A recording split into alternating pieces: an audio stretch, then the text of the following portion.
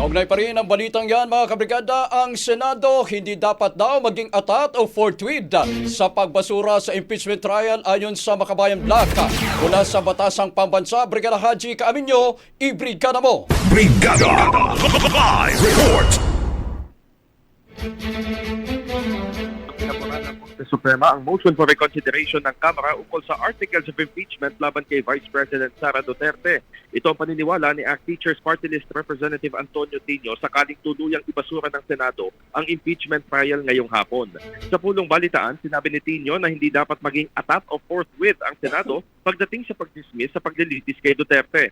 Mas makabubuti niya na hintayin muna ang aksyon ng Supreme Court sa MR dahil hindi pa naman pinalampas siya. Bagamat naglabas ito ng pahayag na immediately executory ang pagdedeklara sa impeachment bilang unconstitutional.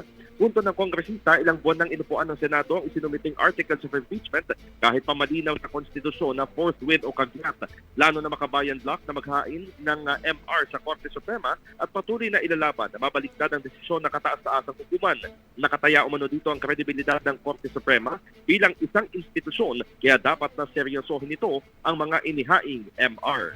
In the heart of changing lives, ako si Brigada Haji Kaaminyo ng 105.1 Brigada News FM Manila, the Music and News Authority. Bagong-bago Brigada Ang bahaging ito ay hatid sa atin ng Mom's Love ES1 Capsule. Simulang tuparin ang pangarap ng iyong anak. And starting now!